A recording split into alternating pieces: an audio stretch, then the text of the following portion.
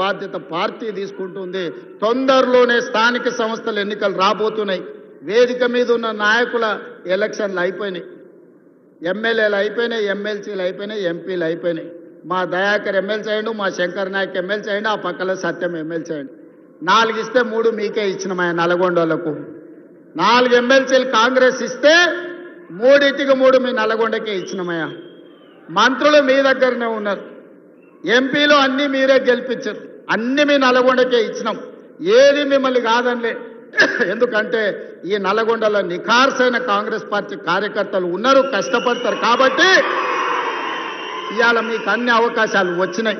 భవిష్యత్తులో కూడా ఈ నల్గొండ జిల్లాను ప్రత్యేకంగా చూసి ఇక్కడి పార్టీ కార్యకర్తలను కాపాడుకునే బాధ్యత పార్టీ ప్రత్యేకంగా తీసుకుంటుంది. మా మిత్రులు మహేష్ గౌడ్ గారికి అధ్యక్షునికి నేను సూచన చేస్తున్నా, నల్గొండలకు ప్రత్యేకంగా సమయం ఇచ్చి వాళ్ళతోని కూర్చొని మాట్లాడి వాళ్ళ సమస్యలు ఏమున్నాయో తీర్చు. వాళ్ళకి జర ఆవేశం ఎక్కువ కానీ వాళ్ళు షెడ్యూళ్ళు కాదు. జర కోపం వస్తే దాచుకునే తత్వం నల్గొండ జిల్లాకు లేదు. అందుకే ఈ కార్యకర్తలు గట్టిగా కోపంగా మాట్లాడతారు కానీ వివరించి చెప్తే అన్ని వింటారు. నాకు ఆ నమ్మకం విశ్వాసం ఉంది. చిన్న ఏమన్నా ఉంటే మనం అన్ని కూడా సర్దిద్దుకొని రాబోయే స్థానిక సంస్థలల్లో ఒక్క గంజాయి మొక్క కూడా మొలవనియొద్దు. ఎందుకంటే మీరు అనుకుంటే ఈ జిల్లాల బీఆర్ఎస్ అనేది ఉండదు, నేల మట్టం తూడ్చేసే శక్తి మీకు ఉన్నది. అందుకే మిత్రులారా ఇవాళ ఇది ఒక మంచి కార్యక్రమం.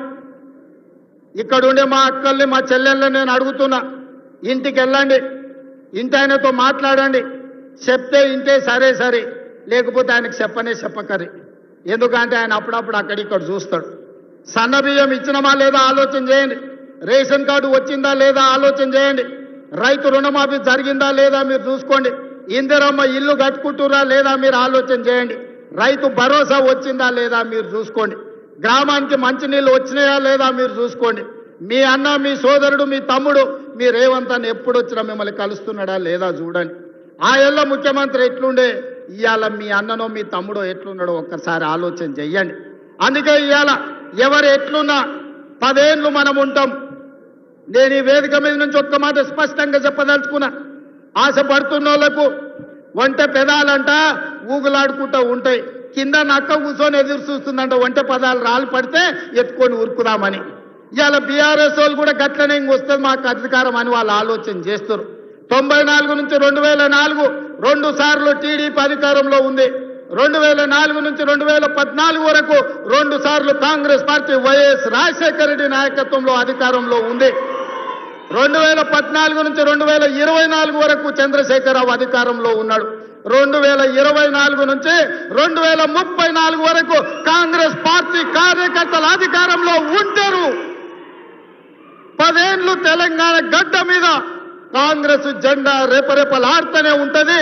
2035కు తెలంగాణ ఆదాయాన్ని $1 ట్రిలియన్ ఎకానమీగా మార్చి ప్రపంచంతోనే పోటీ పడే విధంగా తెలంగాణ రాష్ట్రాన్ని తీర్చిదిద్దుతాం.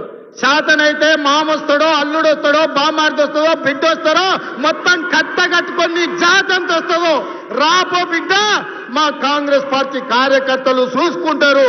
మీరందరూ ఒక పక్కన నిలబడండి, మా కాంగ్రెస్ పార్టీ కార్యకర్తలు ఇంకొక పక్కన నిలబడతారు. 10 ఏళ్ళు ఎవడు వచ్చినా, ఎవడు ఏడ్చినా, ఎవడన్నా పోయి బాయిలో దుంకి సచ్చినా ఇందిరమ్మ రాజ్యమే ఉంటది, రైతు రాజ్యం ఉంటది.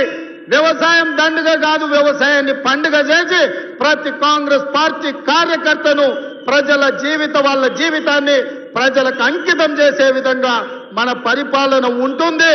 తెలంగాణ మోడల్ ఇవాళ ఎస్సీ ఉపకులాల వర్గీకరణ భారతదేశంలోనే అమలు చేసిన ఏకైక రాష్ట్రం తెలంగాణ రాష్ట్రం.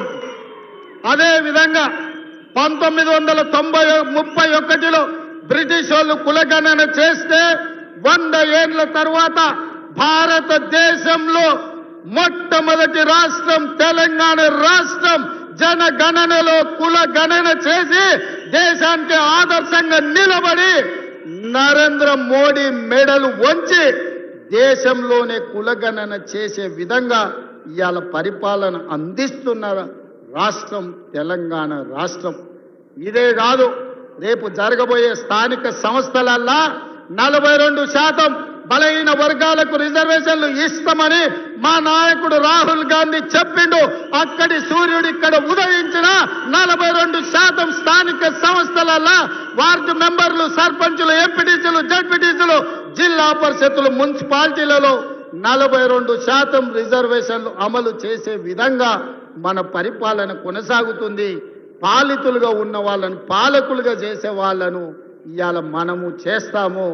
ఆనాడు దండం దొర అన్నోళ్ళనే ఇవాళ రాజ్యం నడిపే విధంగా వాళ్ళ చేతిలో అధికారాన్ని, రాజ్యాధికారాన్ని పెట్టడానికి ఇవాళ మన ప్రభుత్వం, మన పార్టీ ప్రయత్నం చేస్తుంది. ఈ ప్రయాణం 10 సంవత్సరాలు ఆగకుండా సాగాల్సిందే. మీ ఆశీర్వాదం ఉండాల్సిందే. నాకు సంపూర్ణమైన నమ్మకం వచ్చింది. తుంగతుర్తికి వచ్చిన తర్వాత వేలాది మంది ఇక్కడికి వచ్చి ఆశీర్వదించి అండగా నిలబడి, ముఖ్యంగా మా ఆడబిడ్డలు, మా అక్కలు, మా చెల్లెళ్ళు, ఈ రోజు ఇందిరమ్మ రాజ్యంలో మాకు రక్షణ ఉంది, సోనియమ్మ రాజ్యంలో పనికి ఆహార పథకం తేవడమే కాదు, ఈ రోజు ఉపాధి హామీ పథకాన్ని తీసుకొచ్చి ఆడబిడ్డల్ని ఆదుకున్న ఈ ప్రభుత్వం చల్లగా ఉండాలని ఆశీర్వదించడానికి విచ్చేసినందుకు మీ అందరికీ మనస్ఫూర్తిగా ధన్యవాదాలు తెలియజేస్తూ మీ అందరి దగ్గర సెలవు తీసుకుంటున్న మిత్రులారా, జై కాంగ్రెస్. గట్టిగా ఆ పక్కలోనే ఆయన గుండెలు ఆగాలి. ఊర్లో ఇంటికాడ టీవీలో చూస్తుండే గట్టిగా వినిపించాలి. సరేనా? జై కాంగ్రెస్, జై జై